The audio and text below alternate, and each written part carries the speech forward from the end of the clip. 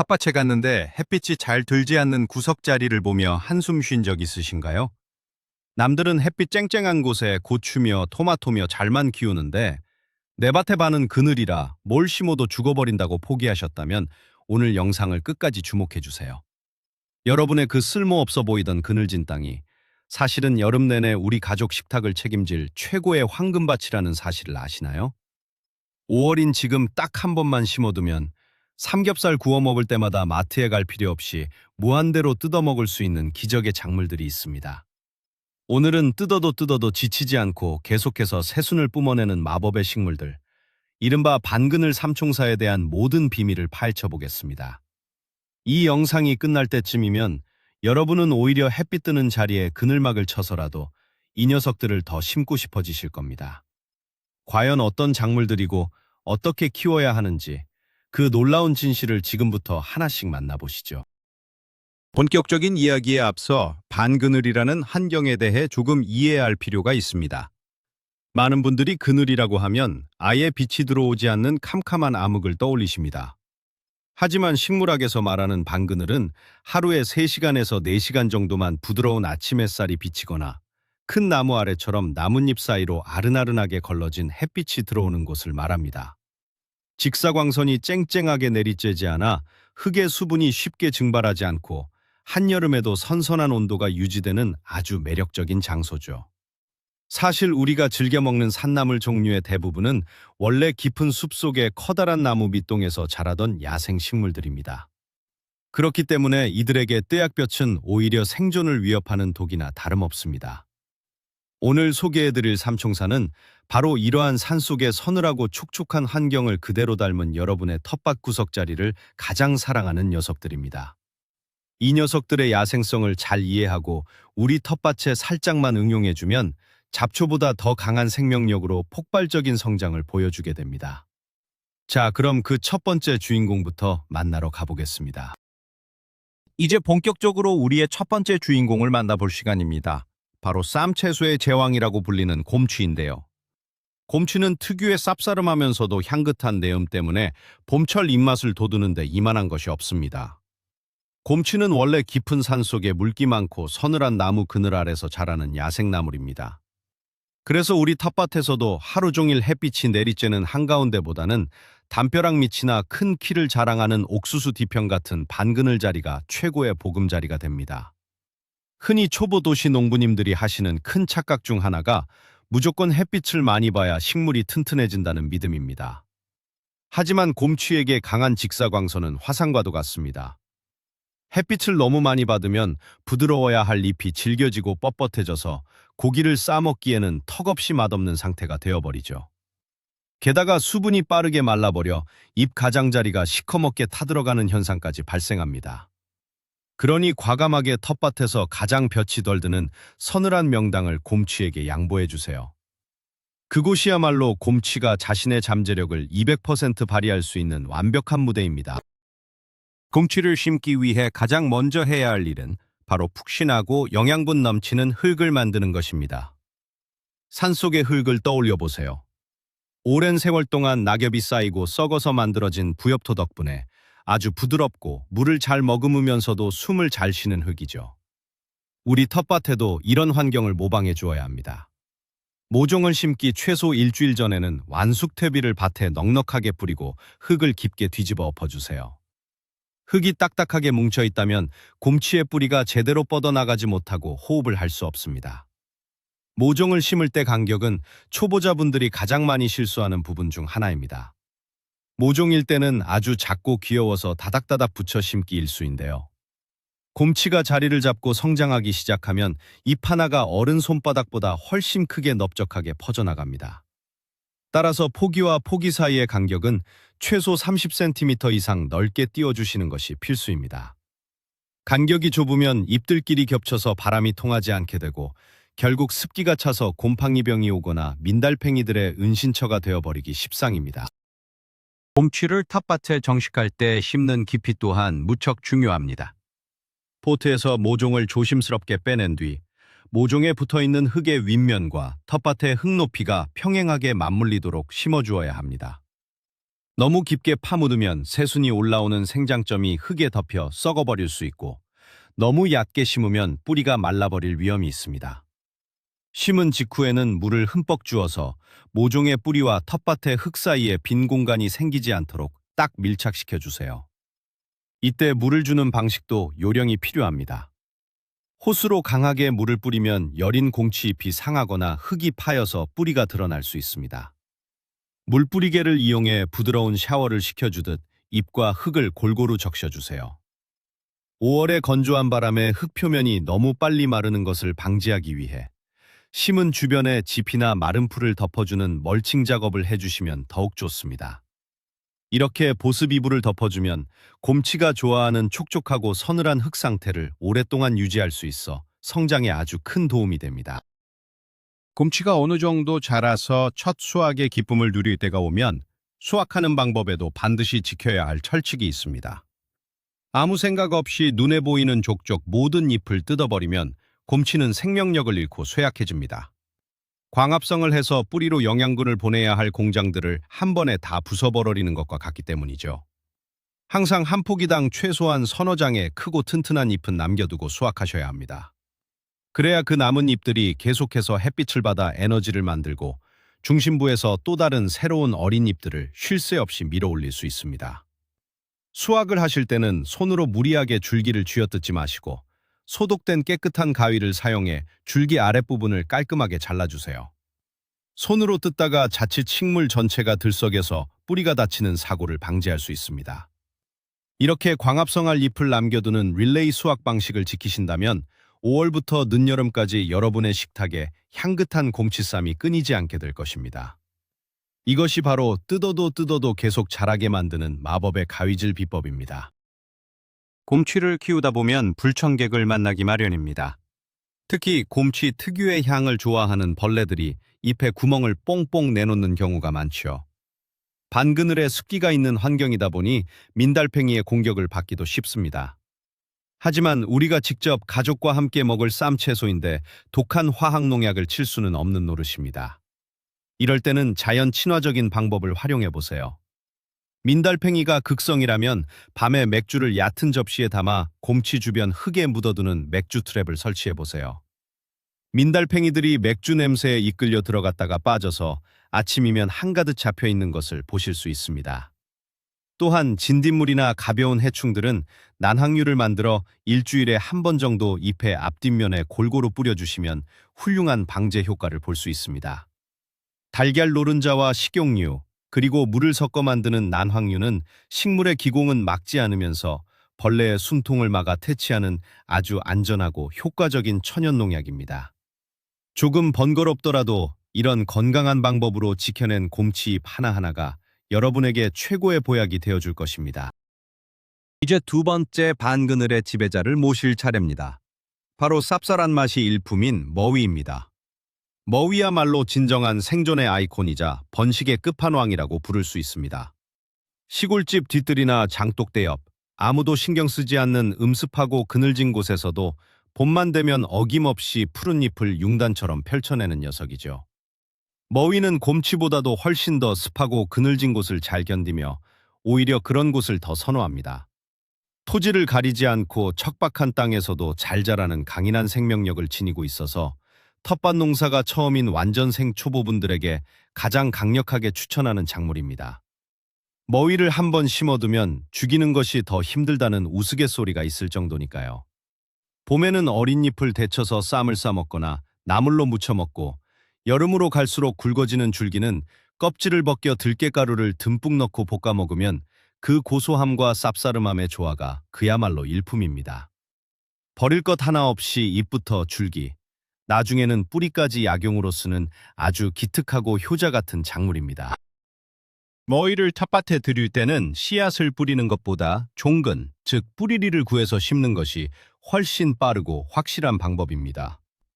머위의 뿌리는 마치 지하 통로를 개척하듯 옆으로 뻗어나가는 성질이 있습니다. 5월의 따뜻한 땅에 눈이 붙어있는 실한 머위 뿌리를 15cm에서 20cm 길이로 툭툭 잘라서 심어주기만 하면 됩니다. 밭을 깊게 파고 퇴비를 섞어준 뒤 골을 내어 뿌리를 길게 눕혀서 묻어주세요. 흙을 덮고 물을 흠뻑 주면 얼마 지나지 않아 뿌리 마디마디에서 앙증맞은 새순들이 흙을 뚫고 힘차게 솟아오르는 감동적인 장면을 목격하실 수 있습니다. 여기서 알아두셔야 할 중요한 사실이 있습니다. 머위는 물을 아주 좋아하는 수생식물처럼 여겨지기도 하지만 사실 물웅덩이처럼 배수가 안 되어 썩은 물이 고여있는 땅은 버티지 못합니다. 흙 자체는 촉촉하되 언제나 신선한 물이 통과하고 빠져나갈 수 있는 배수성이 확보되어야만 뿌리가 썩지 않고 건강하게 번식할 수 있습니다. 따라서 물기를 잘 터주어 흙이 숨을 쉴 수 있게 만들어주는 것이 머위 농사의 숨겨진 핵심입니다. 머위를 심을 때 가장 주의해야 할 점이자 많은 분들이 나중에 후회하시는 부분이 바로 공간 관리입니다. 앞서 머위가 번식의 끝판왕이라고 말씀드렸죠. 머위의 지하 뿌리는 여러분이 상상하는 것 이상으로 엄청난 속도와 힘으로 텃밭 전체를 장악해 나갑니다. 만약 상추나 다른 여린 작물들 바로 옆에 머위를 심어둔다면 2, 3년 뒤에는 텃밭 전체가 머위밭으로 변해버리는 대참사를 겪으실 수도 있습니다. 따라서 머위를 심을 때는 텃밭의 가장 구석, 다른 작물과 확실하게 경계가 지어진 독립된 구역을 내어주시는 것이 좋습니다. 공간이 협소한 주말 농장이라면 땅에 깊은 플라스틱 판이나 막개를 묻어서 뿌리가 옆으로 넘어가지 못하도록 물리적인 장벽을 설치하는 것도 현명한 방법입니다. 만약 베란다 텃밭이라면 크고 깊은 스티로폼 박스나 대형 화분에 단독으로 심어 키우시는 것이 관리에 훨씬 수월합니다. 이 폭발적인 번식력만 잘 통제한다면 머위는 매년 봄마다 여러분에게 아무런 대가 없이 풍성한 수확의 기쁨을 안겨주는 최고의 식재료 창고가 될 것입니다. 머위의 수확 시기에 따른 활용법을 제대로 알면 식탁이 훨씬 다채로워집니다. 5월 초중순에 올라오는 어리고 부드러운 머위 잎은 쓴맛이 덜하고 식감이 연해서 살짝 데친 후 쌈으로 먹거나 된장에 조물조물 무쳐 먹기에 최고입니다. 이때는 줄기째 부드럽게 똑똑 꺾어 수확하시면 됩니다. 하지만 날씨가 더워지고 여름에 가까워질수록 머위 잎은 억세지고 쓴맛이 아주 강해집니다. 이 시기가 되면 잎보다는 굵고 길게 자란 대공, 즉 머위대를 수확하는 데 집중하셔야 합니다. 튼튼하게 자란 머위대를 밑동에서 바짝 잘라 수확한 뒤 끓는 물에 소금을 약간 넣고 데쳐주세요. 데친 머위대는 껍질을 벗겨내야 질기지 않게 드실 수 있는데 고구마 줄기 까듯이 죽죽 벗겨내는 재미도 쏠쏠합니다. 이렇게 손질한 머위대를 들기름에 달달 볶다가 거피한 들깨가루를 물에 풀어 자작하게 끓여내면 한여름 잃어버린 입맛을 단번에 되찾아주는 고급 반찬이 완성됩니다. 계절의 흐름에 따라 잎에서 줄기로 수확의 부위를 바꿔가는 것, 이것이 머위를 200% 즐기는 방법입니다. 머위가 주는 또 다른 놀라운 혜택은 바로 엄청난 건강 효능입니다. 동의보감에서도 머위는 독이 없고 기침을 멎게 하며 폐를 튼튼하게 한다고 기록되어 있습니다. 현대과학으로도 머위에 풍부하게 들어있는 폴리페놀과 사포닌 성분이 항산화 작용을 돕고 면역력을 높이는 데 탁월하다는 것이 밝혀졌죠. 특히 황사나 미세먼지가 심한 봄철에 머위를 섭취하면 호흡기 질환을 예방하는 데 큰 도움이 됩니다. 특유의 쓴맛을 내는 성분은 소화액 분비를 촉진해 소화불량을 개선하고 식욕을 도와주는 천연 소화제 역할까지 합니다. 이쯤 되면 텃밭 구석에 방치된 작물이 아니라 우리 가족 전담 주치의를 텃밭에 모셔둔 거나 다름없습니다. 비싼 영양제를 챙겨 먹는 것도 좋지만 내가 직접 기른 맑은 기운의 머위를 밥상에 올리는 것만큼 훌륭한 보약이 또 있을까요? 약을 친 흔적도 없는 깨끗한 머위를 마음 놓고 먹을 수 있다는 것.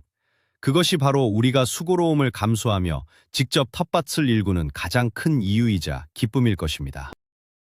자, 이제 대망의 세 번째 반그늘 주인공을 무대에 올릴 시간입니다. 뜯어도 끊임없이 올라오는 좀비 같은 생명력의 대명사, 바로 부추입니다. 부추는 앞서 말씀드린 곰치나 머위만큼 깊은 그늘을 좋아하는 것은 아니지만 한여름의 뙤약볕보다는 하루에 반나절 정도 햇빛이 드는 반그늘에서 훨씬 부드럽고 향이 진하게 자랍니다. 햇빛을 너무 강하게 종일받으면 잎이 가늘고 뻣뻣해지며 끝이 누렇게 진하게 타들어가는 현상이 잦아집니다.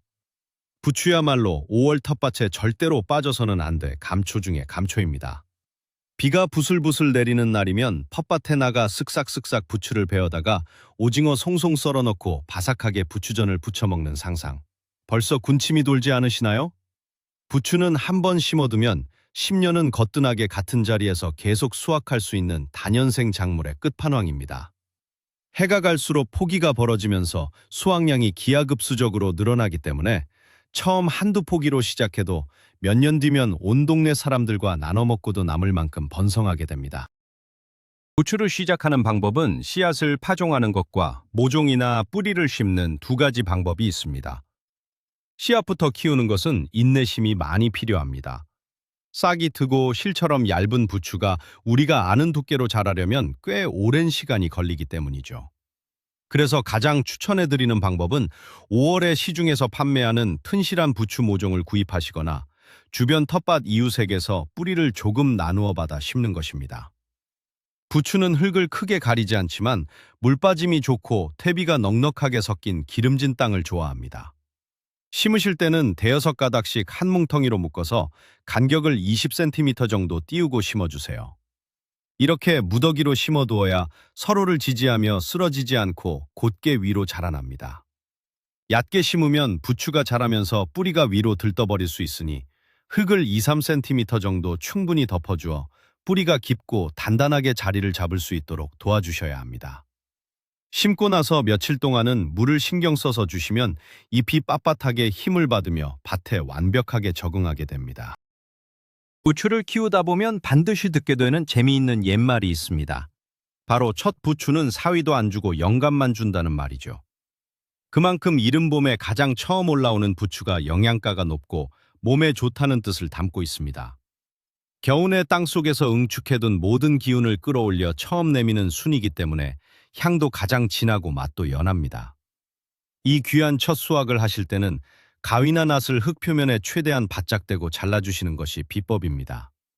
어중간하게 중간을 뚝지 자르면 남아있는 잘린 단면이 말라 비틀어지면서 다음번에 올라오는 새 부추가 그 사이를 뚫고 나오느라 모양이 삐뚤어지고 성장이 더뎌집니다. 땅바닥에 바짝 붙여서 깔끔하게 이발하듯 베어내야 다음번에도 깨끗하고 싱싱한 부추가 마치 처음 솟아나듯 예쁘게 일자로 자라납니다. 수확을 마친 후에는 아주 중요한 작업이 하나 남아 있습니다. 부추는 잘려나간 잎을 복구하기 위해 엄청난 에너지를 쏟아붓습니다.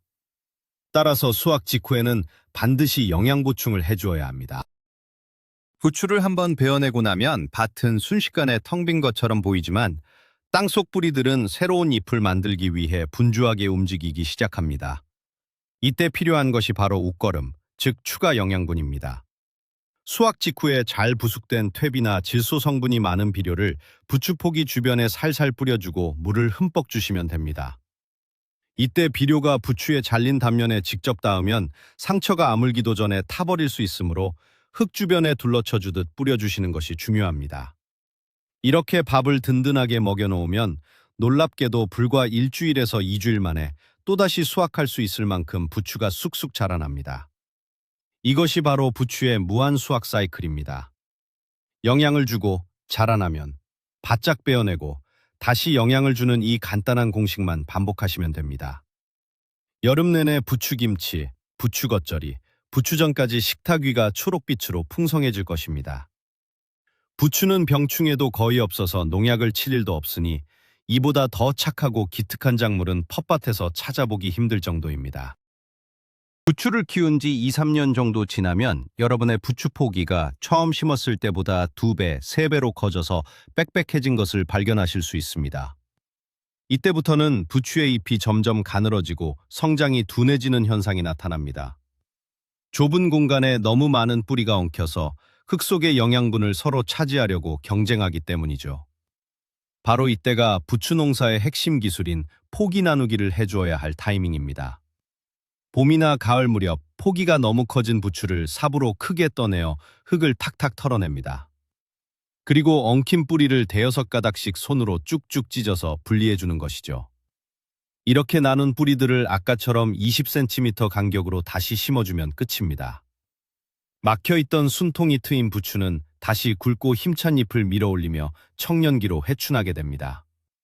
포기 나누기를 통해 텃밭의 부추가 기하급수적으로 늘어나는 재미, 그리고 그렇게 늘어난 부추 뿌리를 주변 이웃들에게 인심 좋게 나누어주는 기쁨이야말로 오랜 시간 텃밭을 일구는 사람만이 누릴 수 있는 특권입니다.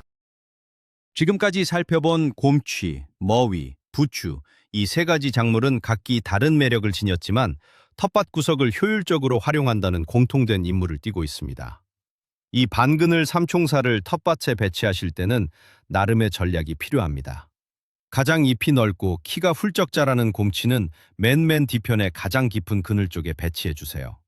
곰취 잎이 넓게 펴지면서 땅의 수분 증발을 막아주는 우산 역할을 톡톡히 해줄 것입니다.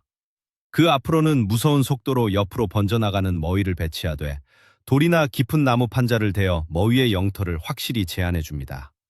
마지막으로 햇빛을 조금 더 선호하고 가장 자주 들여다보며 수확해야 하는 부추를 그 앞에 배치하여 작업의 동선을 편리하게 만들어주세요. 이렇게 계단식으로 배치해두면 좁은 반그늘 공간에서도 서로의 성장을 방해하지 않고 조화롭게 자라날 수 있습니다. 마치 하나의 작은 생태계가 텃밭 구석에 완성되는 느낌을 받으실 수 있을 겁니다. 반그늘 텃밭을 관리할 때 결코 간과해서는 안 될 불청객이 하나 더 있습니다. 바로 잡초입니다. 그늘지고 습한 환경은 삼총사뿐만 아니라 잡초들에게도 아주 살기 좋은 천국과 같습니다. 특히 명아주나 발행이 같은 성가신 잡초들이 어느 순간 훌쩍 자라나 우리의 소중한 작물들을 가려버리고 영양분을 도둑질해 갈 수 있습니다. 잡초 관리는 어릴 때 뿌리째 뽑아버리는 것이 가장 쉽고 확실한 방법입니다. 호미를 들고 일주일에 한 번씩만 작물 주변의 흙을 가볍게 긁어주세요. 이것만으로도 이제 막 싹을 틔우려는 잡초들을 일망타진할 수 있습니다. 또한 수확하고 남은 부산물이나 마른 낙엽, 집 등을 작물 주변의 맨흙 위에 두껍게 덮어주는 멀칭을 적극적으로 활용해 보세요.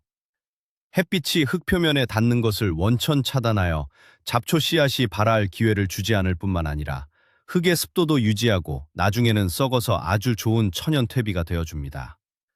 일석삼조의 효과를 누릴 수 있는 아주 똑똑한 텃밭 관리법입니다. 5월부터 시작되는 본격적인 텃밭 생활에서 물 주기는 모든 농사의 기본이자 끝입니다. 특히 반그늘 작물들은 수분 관리에 따라 잎의 부드러움이 결정된다고 해도 과언이 아닙니다. 장마철이 오기 전인 늦봄과 초여름 사이에는 생각보다 가뭄이 길어지는 경우가 많습니다. 비가 오지 않는다면 일주일에 2번 정도는 흙의 상태를 직접 손가락으로 찔러보아 확인해야 합니다. 겉흙이 뽀얗게 말랐다고 해서 무조건 물을 주지 마시고 손가락을 2-3cm 정도 깊게 찔러보았을 때 속흙까지 푸석하게 말라 있다면 그때가 바로 물을 흠뻑 주어야 할 적기입니다. 물을 주실 때는 햇빛이 뜨거운 한낮은 무조건 피하셔야 합니다.